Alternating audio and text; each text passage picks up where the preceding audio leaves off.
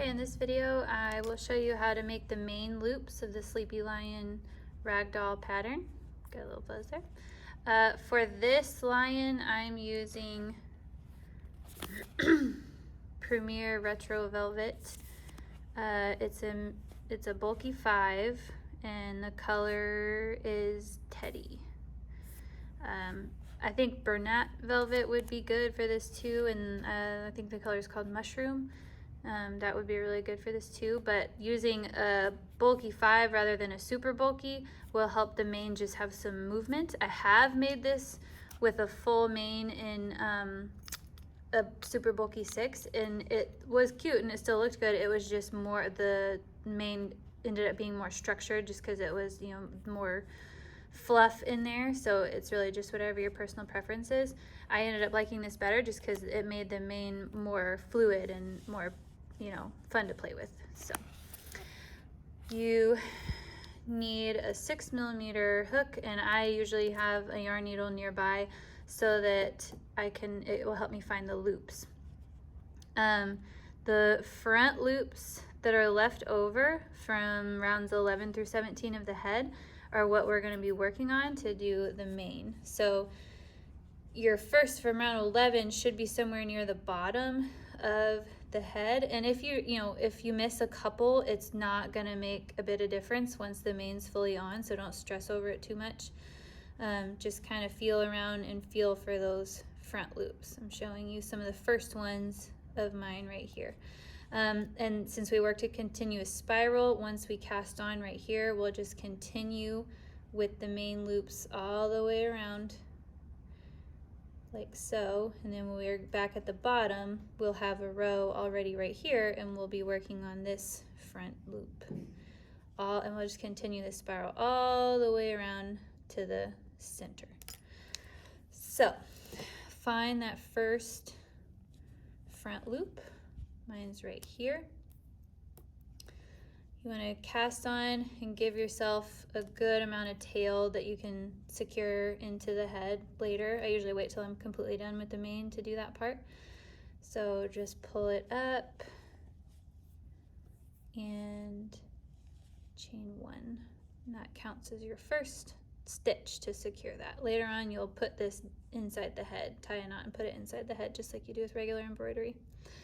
So you will go in to this first front loop, do a regular single, cast it on here. That counts as a single crochet, that chain 1 that you just did.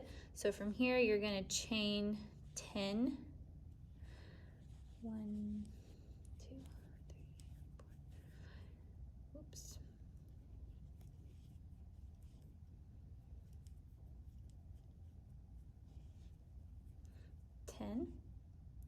Now I'm going to find the next front loop, insert my hook, and I'm just going to do a regular single crochet. So I have 2 loops on my hook, yarn over, single crochet.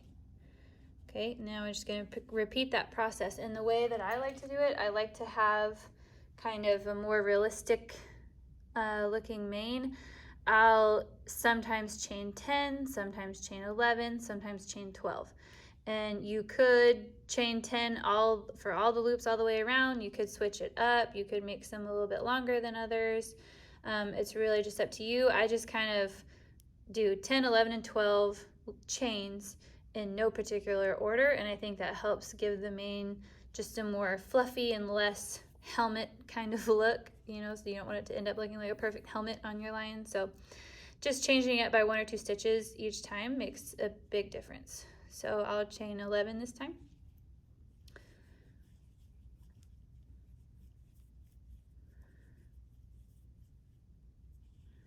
And just continue, go into the next loop, single crochet, like so.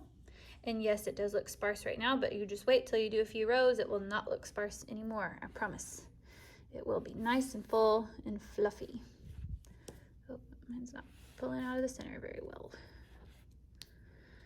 So I'll do a few more with you to show you, and then I will finish, and then I will come back when I'm in the center so you can see kind of what that looks like. But I'll do a few more with you here. This time I'll chain 12.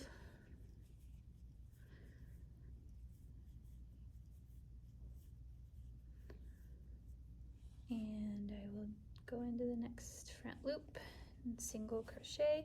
And now I'm just going to continue around doing 10, 11, or 12 chains throughout the whole head, going around and around and around. This is definitely something to do while you're, binge watching your favorite show or something. It is time consuming, but I promise it's worth it. And I'll come back once I'm here in the center. Okay, so I've done all of my main loops. It's looking like this. This is the beginning tail that I'll need to hide in the head.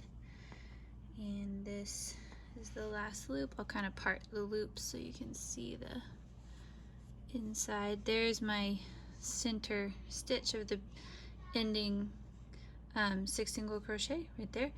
And once you get into this part, it's really like if you have trouble finding the loops on these last six stitches, that's okay. You can just kind of go under any of these stitches that you can find to make your loops. It's not going to make any difference once it's all sitting like this. You won't be able to tell at all. So for this last bit, I did my normal chain for the loop, and I'm going to cut. Give yourself a nice long tail to secure in the head, and just pull that through like so, so you have a chain like this. And then oh, I forgot my needle. You will add your needle onto here, tie a knot down here, and secure that in. I'll be right back with my needle. Okay.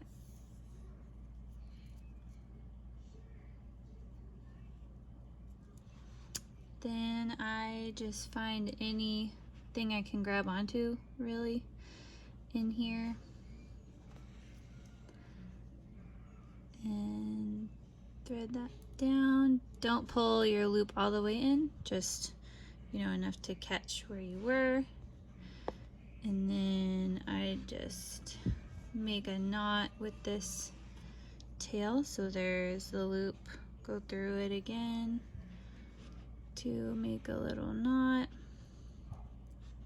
like that. So now that loop is secure, and then you can hide this piece in the head just like you will this starting piece, just like normal.